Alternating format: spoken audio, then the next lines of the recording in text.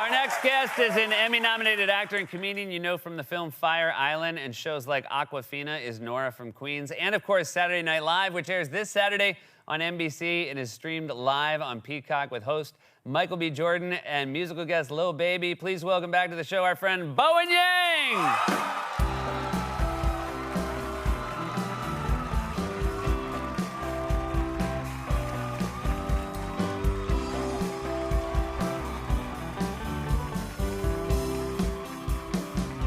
Welcome back. Thank you. So I was just saying to our last guest that you are, this is for real, you're a big Alex Wagner fan. Huge Alex Wagner fan. I think she filled in that role on The Mole so well. And like, it's perfect. Like, she has that mid-aughts Anderson Cooper vibe about her. Yeah. And like, she like, you know, is cool, really good at talking to everybody, could be a Vanderbilt, you don't know.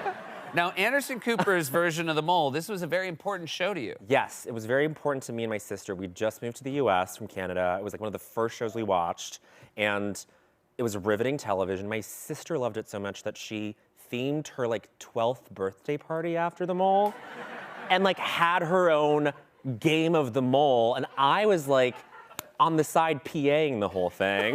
Like, I was like whispering into these like girls' ears like, okay, like, so we're gonna go into elimination now, and like someone's gonna leave, and it's gonna be okay. But like, I was running the whole show. Like, I was a PA. I was producing the whole thing. It was amazing. Did you ever get to tell people it's time for you to leave the party or anything like that? I think I did the Alex Wagner thing, which is she walks the people to their car. And I think I just walked them over to the living room. Yeah. You have a wonderful podcast called Las Culturistas about Yes. pop culture. Oh my gosh, really? What is? Wow. I should say with your great host Matt Rogers. Yes. You're fantastic. Oh my God, the best. What's big in pop culture right now that we're not talking about? Are you ready to hear this, everybody?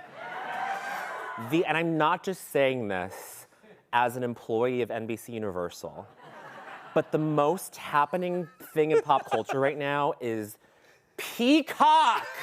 It's Peacock. It's Peacock. It's Peacock. You got The Traitors. You have every Real Housewives, including the Real Housewives of Miami, which is currently the best franchise. Okay, great. Because it features Lenny Hochstein, the boob god of Miami. Okay, the boob god. He gives every woman a boob job in Miami.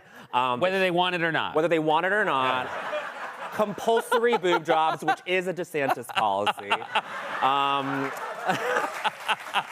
Sorry, but like, but he cheated on his wife, Lisa, who's one of the housewives, and now he's currently the most hated man on television, I think. And we're all rooting for Lisa. And we're hugely rooting for Lisa. He tried to kick her out of their house with the kids, and she was like, no, I'm staying and I'm raising these two children. She's amazing. Lisa Hochstein, I'm with you, I support you.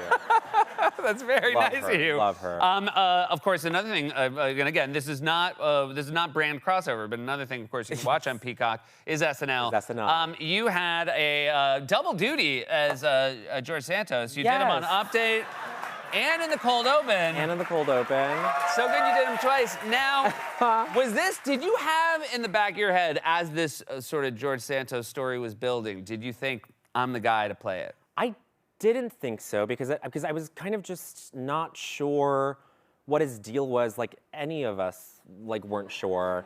But what if I just came on this show right now to be like, I believe him. Like, I lived as him for a night, yes, and I believe the guy. No, but I was like, oh, he has glasses, and he, you know, we both have like a gross nasally voice.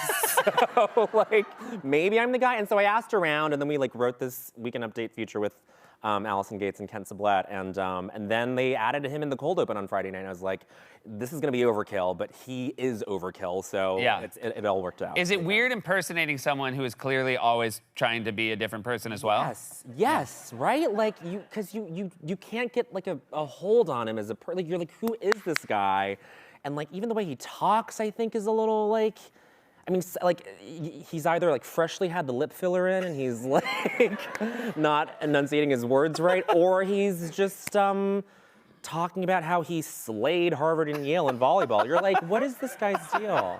You played another one that must have been fun because you didn't obviously have to look at tape to be accurate to the actual person. Right. Is it, what's his name again? This is Krampus. Krampus. This is Krampus, the famous Bavarian Christmas mythological figure.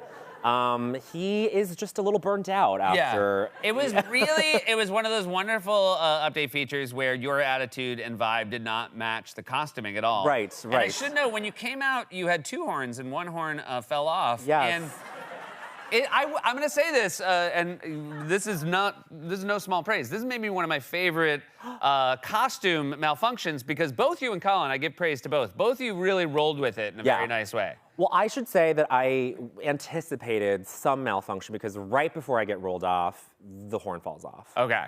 And I'm like, wow, I better come up with something in case this happens again. And it's like I almost like preempt it. Like I say that I was just basically like, oh no, I'm sick. And then Colin was like, you have horn sickness.